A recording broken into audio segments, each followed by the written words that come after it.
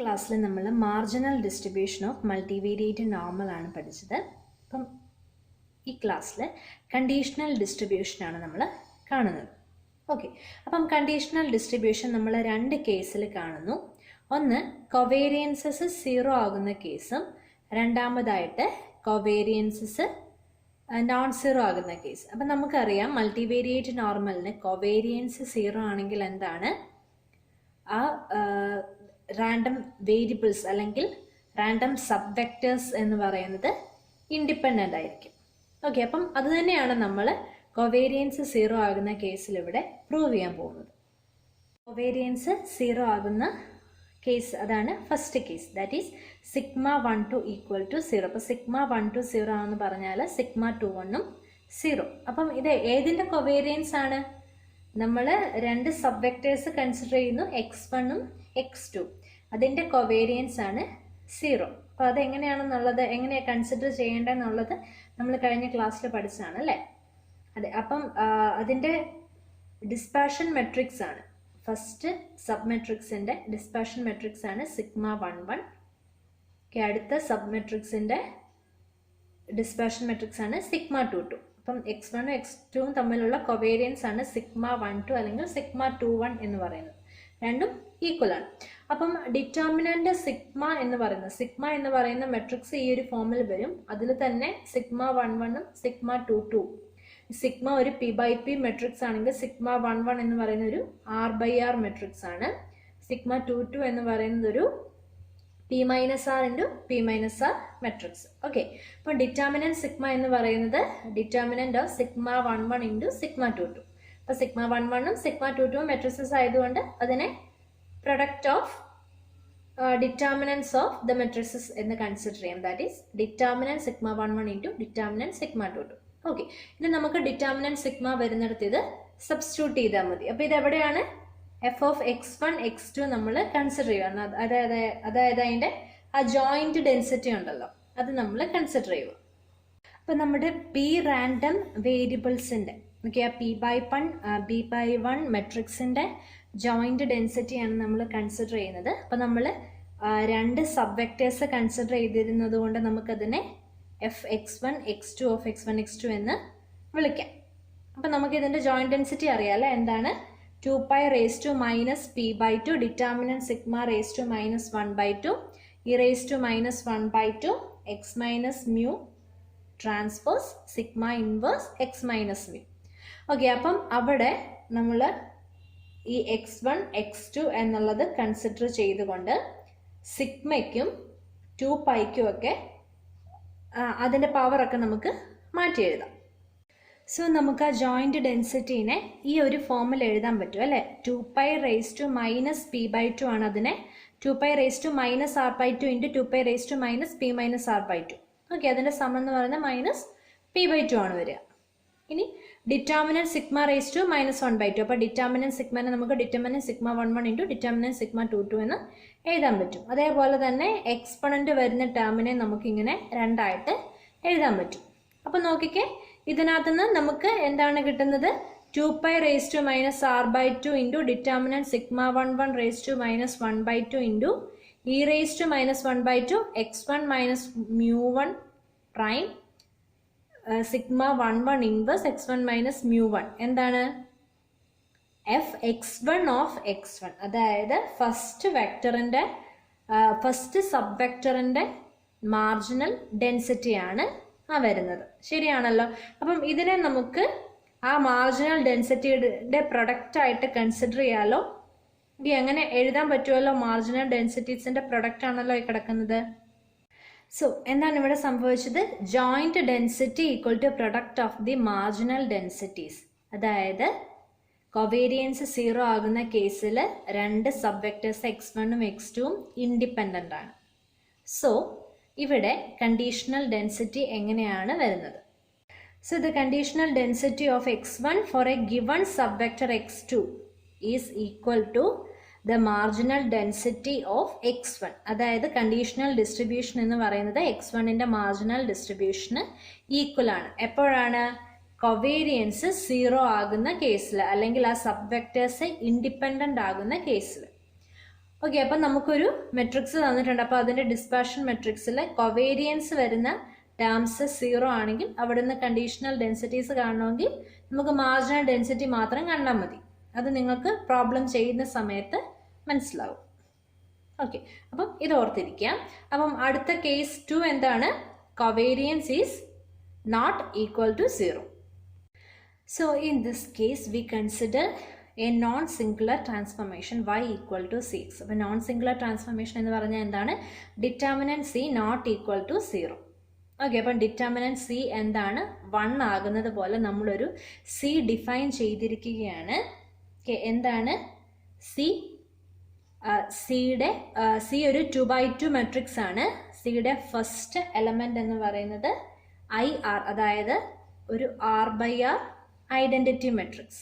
Okay, second element എന്ന് പറയുന്നത് -σ1 to σ2 to inverse. Okay, third element 0 matrix. Okay, fourth element ഒരു P-R identity matrix. Okay, അപ്പോൾ ഇതിന്റെ determinant എന്ന് പറയുന്നത് 1 ആണ്. So this is A non singular transformation. അപ്പം y ഈക്വൽ ടു cx നമ്മൾ കൺസിഡർ ചെയ്തു. അപ്പം നമുക്കറിയാം എക്സിന്റെ ഡിസ്ട്രിബ്യൂഷൻ പി വേരിയേറ്റ് നോർമൽ ആണ്.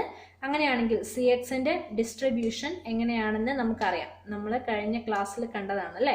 സി എക്സിന്റെ ഡിസ്ട്രിബ്യൂഷൻ വരുന്നത് P variate normal with mean C mu and dispersion matrix C sigma C dash.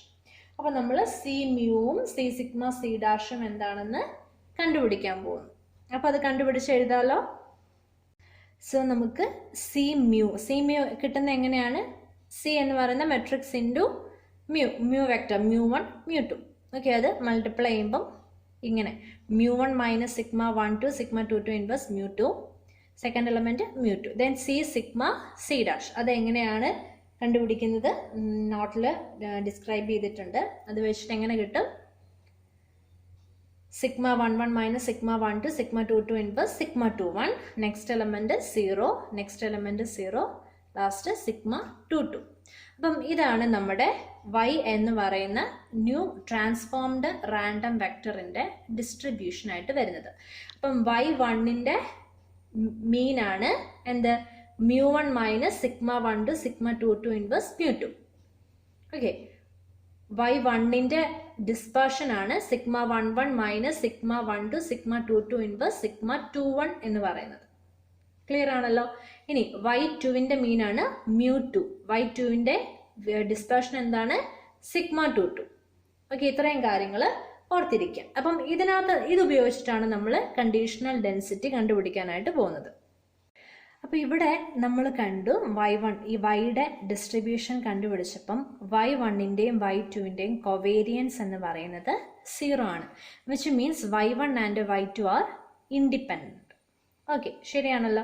അപ്പോൾ y1ന്റെ ഡെൻസിറ്റി എന്താണ്?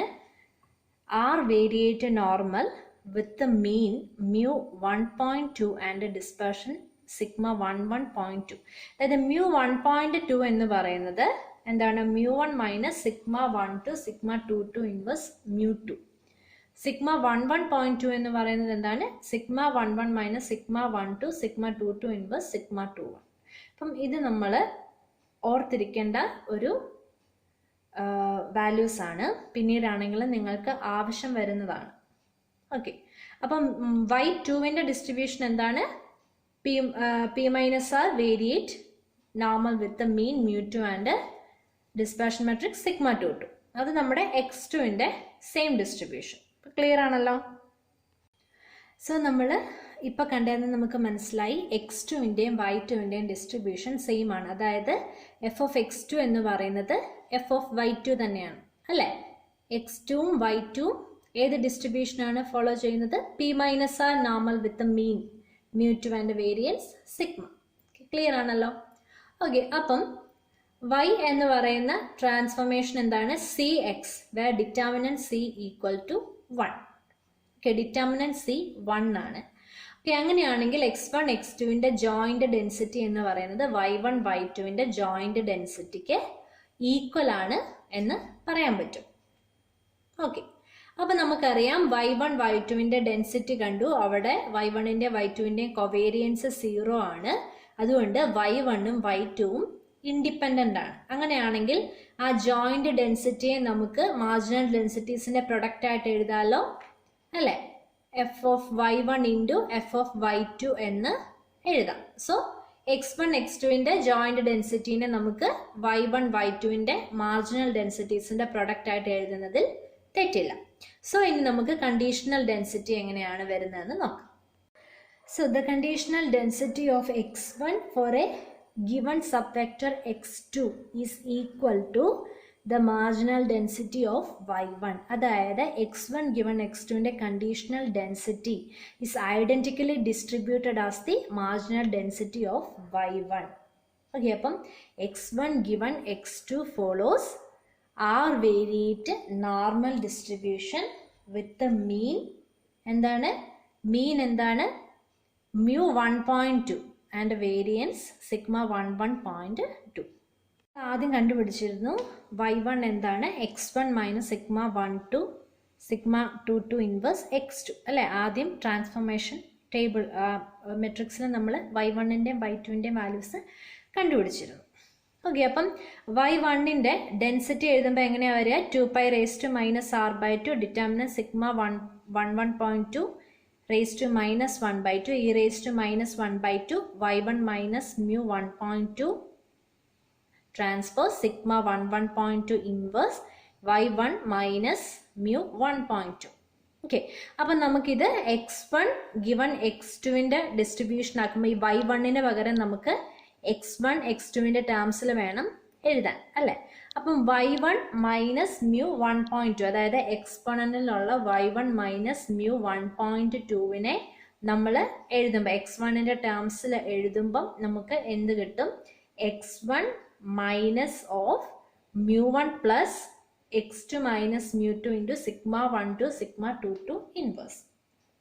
ഓക്കെ, അപ്പം അതാണ് നമ്മുടെ x1ൻ്റെ മീൻ ആയിട്ട് വരിക. അതായത് x1 for the distribution of x1 given x2, the mean is given by mu 1 plus sigma 1 to sigma 2 inverse x2 minus mu 2 and variance is sigma 11.2.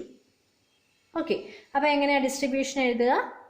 So this is the density of the conditional random variable x1 for a given random subvector x2. That is r variate normal with the mean എന്താണ് mu 1 plus sigma 1 to sigma 2 inverse x2 minus mu 2 and variance or dispersion matrix is sigma 11 minus sigma 1 to sigma 2 inverse sigma 21. This is very very very important. Okay, അപ്പം ഇതാണ് conditional distribution. അപ്പം ഇതേപോലെ നമുക്ക് x2 given x1ൻ്റെയും distribution കണ്ടുപിടിക്കാനായിട്ട് സാധിക്കും. So ഈ conditional ഡിസ്ട്രിബ്യൂഷൻ്റെ മീനാണ് x1 ഓൺ x2ൻ്റെ റിഗ്രഷൻ കോഎഫിഷ്യൻ്റ് എന്ന് നമുക്ക് പറയാൻ പറ്റുന്നത്. ഓക്കെ, റിഗ്രഷൻ ഇക്വേഷൻ കൺസിഡർ ചെയ്യുകയാണെങ്കിൽ അതിൽ റിഗ്രഷൻ കോഎഫിഷ്യൻ്റ് എന്ന് പറയുന്നത് ഈ കണ്ടീഷണൽ ഡിസ്ട്രിബ്യൂഷൻ്റെ മീനാണ്. That is mu 1 plus sigma 1 two sigma 2 inverse x2 minus mu 2. അപ്പം x2 ഓൺ x1 ആണെങ്കിലോ അതിൻ്റെ മീൻ എന്ത് വരും? mu 2 plus sigma 21 sigma 11 inverse x1 minus mu 1 വരും. ഓക്കെ, അപ്പം അങ്ങനെയാണ് ഇതിൻ്റെ റിഗ്രഷൻ കോഎഫിഷ്യൻ്റ് കണ്ടുപിടിക്കുക. അടുത്ത റിസൾട്ട് എന്ന് പറയുന്നത് സി സിംഗുലർ ആകുന്ന കേസിൽ y ഈക്വൽ ടു സി എക്സിൻ്റെ ഡിസ്ട്രിബ്യൂഷൻ. അതായത് സി സിംഗുലർ എന്ന് പറഞ്ഞാൽ സിക്ക് m റോസും p കോളംസും m is less than p and m is less than p and also rank of c is m. Okay, rank എന്ന് പറയുന്നത് എമ്മിലും പിയിലും ഏതാണോ ചെറുത് അത്. m since m is less than p the rank is m. Okay, അപ്പം ഇതിൻ്റെ distribution എന്താണ്, അതെങ്ങനെയാണ് കണ്ടുപിടിക്കുക? സോ അപ്പോൾ ഇവിടെ നമ്മൾ കംപ്ലീഷൻ തിയറം ഉപയോഗിച്ച് ഒരു പുതിയ മെട്രിക്സ്, അതായത് ഒരു p മൈനസ് m റോസ് കൂടി ആഡ് ചെയ്ത് c എന്ന് പറയുന്ന ആ മെട്രിക്സിനെ നോൺ സിംഗുലർ മെട്രിക്സ് ആക്കി. അപ്പം നമ്മുടെ ന്യൂ മെട്രിക്സ് Q എന്ന് പറയുന്ന new matrix Q is non singular. C singular ആണെങ്കിലും Q is non singular by adding p minus m rows. അതിനെ നമ്മൾ ആ ന്യൂ റോസ് ആഡ് ചെയ്തതിനെ നമ്മൾ ഡി എന്നാണ് വിളിക്കുക. അപ്പം സി ഡി എന്ന് പറയുന്ന ഒരു വെക്റ്റർ, അതാണ് നമ്മുടെ ക്യൂ എന്ന് പറയുന്ന മെട്രിക്സ്. അപ്പം നമ്മളൊരു ട്രാൻസ്ഫോർമേഷൻ, അപ്പം നമുക്ക് സി എക്സിൻ്റെ ഡിസ്ട്രിബ്യൂഷനാണ് കാണേണ്ടത്. അപ്പം നമ്മൾ Z equal to Q X കാണാൻ പോവാം. അതായത് സി എക്സ് ഡി എക്സ് എന്ന് പറയുന്ന ഒരു മെട്രിക്സ് അല്ലെങ്കിൽ ഒരു റാൻഡം വെക്റ്റർ എന്ന് കൺസിഡർ ചെയ്തു. ഇസഡ് എന്ന് പറയുന്ന ഒരു ന്യൂ ട്രാൻസ്ഫോർമേഷൻ നമ്മൾ കൺസിഡർ ചെയ്തു. അപ്പം നമുക്കറിയാം ക്യൂ എന്ന് പറയുന്നത് നോൺ സിംഗുലർ ആണ്, എക്സ് എന്ന് പറയുന്നത് പി വേരിയേറ്റ് നോർമൽ ആണ്. അപ്പം ഇസഡ് ഫോളോ ചെയ്യുന്ന ഡിസ്ട്രിബ്യൂഷൻ എന്താണ്? P variate normal. ഓക്കെ, അപ്പം ഇസഡിൻ്റെ പി വേരിയേറ്റ് നോർമൽ ആണെങ്കിൽ മീൻ എന്താണ്? C mu D mu. Then dispersion matrix എന്താണ് വരിക? C D sigma C transpose D transpose all transpose. Okay, അതാണ് അതിനെ റോ വെക്റ്റർ ആയിട്ട് കൺസിഡർ ചെയ്യുക. സി ട്രാൻസ്പോസ് ഡി ട്രാൻസ്പോസിനെ റോ വെക്റ്റർ ആയിട്ട് കൺസിഡർ ചെയ്തിരിക്കുന്നുണ്ട്. എന്തുകൊണ്ടാണ്? ആ കോളം വെക്റ്ററിൻ്റെ ട്രാൻസ്പോസ് എടുത്തിരിക്കുന്നുണ്ട്. അപ്പം ഇതിൻ്റെ ആൻസർ എന്ത് വരും? C sigma C dash, C sigma D dash, D sigma C dash, D sigma D dash. അതായത് സി എക്സിൻ്റെ ഡിസ്പേർഷൻ എന്ന് പറയുന്നത് സി സിഗ്മ സി ഡാഷും ഡി എക്സിൻ്റെ ഡിസ്പേർഷൻ എന്ന് പറയുന്നത് D sigma D dash. Covariance എന്ന് പറയുന്നത് എന്ത് വരും? C sigma D dash. Okay, അപ്പം ഇസഡിൻ്റേത് ഒരു പി വേരിയേറ്റ് നോർമൽ ആണെന്ന് കിട്ടി. അപ്പം ഇസഡ് എന്ന് പറയുന്നത് സി എക്സ് ഡി എക്സ് ആണ്. അപ്പം നമുക്കറിയാം ഈ ഒരു റാൻഡം വെക്റ്റർ എക്സ് ഉണ്ടെങ്കിൽ അതിൽ x1 x2 രണ്ട് സബ് വെക്റ്റേഴ്സ് ഉണ്ട്. അത് രണ്ടും ഇൻഡിപെൻഡൻ്റ് ആണെങ്കിലും അല്ലെങ്കിലും അതിൻ്റെ മാർജിനൽ ഡിസ്ട്രിബ്യൂഷൻ എന്താണ്? നോർമൽ തന്നെയാണ്, അല്ലേ? അപ്പം ആ ഒരു റിസൾട്ട് ഉപയോഗിച്ച് നമുക്ക് സി എക്സിൻ്റെ ഡെൻസിറ്റി എന്താണെന്ന് കിട്ടും. സി എക്സ് എന്ന് പറയുന്നത് Z1 ആണ്. It follows M variate normal with the mean C mu and dispersion matrix C sigma C dash. അപ്പം ഈ റിസൾട്ട് നോക്കുക, ഇമ്പോർട്ടൻ്റ് ആണ്. ഓക്കെ, അപ്പം എന്തെങ്കിലും ഡൗട്ട് ഉണ്ടെങ്കിൽ ചോദിക്കും. നമ്മൾ പഠിച്ച രണ്ട് റിസൾട്ടുകളുടെ പ്രൂഫ് ഈ നോട്ടിനകത്തും തന്നിട്ടുണ്ട്. ഒന്നെന്താണ്? The if and only if condition, അല്ലെങ്കിൽ നോർമലിൻ്റെ ഒരു ക്യാരക്ടറൈസേഷൻ എന്ന് പറയാവുന്ന പോലെ നോർമൽ മൾട്ടിവേരിയേറ്റ് നോർമൽ ഡിസ്ട്രിബ്യൂഷൻ ഉണ്ടാകണമെങ്കിൽ എന്താണ്? If and only if every linear combination of the components having univariate normal distribution. അപ്പോൾ അതിൻ്റെ ക്യാരക്ടറിസ്റ്റിക് ഫംഗ്ഷൻ ഉപയോഗിച്ചിട്ടുള്ള ഒരു പ്രൂഫ്.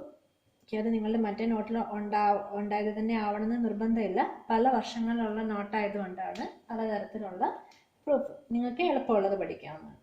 പിന്നെ മറ്റൊരു ക്യാരക്ടറൈസിങ് പ്രോപ്പർട്ടി, അതും നമ്മൾ പഠിച്ചത് തന്നെയാണ്. എന്താണ്? If and only if X equal to mu plus B Y. Okay, അങ്ങനെ പറയണം. അത് നിങ്ങൾ B G mu plus B G എന്നുള്ള ഫോമിലാണ് മറ്റേ നോട്ടിൽ നിങ്ങൾ കണ്ടത്. അപ്പം അതും നിങ്ങൾ പഠിച്ചത് തന്നെയാണ്. അപ്പം അതിൻ്റെ പ്രൂഫ് നോക്കുക, കമ്പയർ ചെയ്ത് നോക്കുക. രണ്ടും ഒരേ കാര്യത്തിലേക്കാണ് ചെല്ലുന്നത്. നിങ്ങൾക്ക് ഇതാണ് കുറച്ചുകൂടെ ക്ലിയർ നോട്ട് എന്ന് തോന്നുന്നുണ്ടെങ്കിൽ ഇതുപയോഗിച്ച് പഠിക്കുക. ഓക്കെ, അടുത്തൊരു റിസൾട്ട് കിടക്കുന്നത് derivation of the density of multivariate normal when sigma is singular. അപ്പം ഈ ഒരു ഡെറിവേഷൻ കിടക്കുന്നത് നമ്മൾ തൊട്ട് മുമ്പിൽ, അതായത് ഇതിൻ്റെ തൊട്ട് മുമ്പ് കിടക്കുന്ന റിസൾട്ട് ഉണ്ടോ? നമ്മൾ പഠിച്ച X equal to mu plus B G.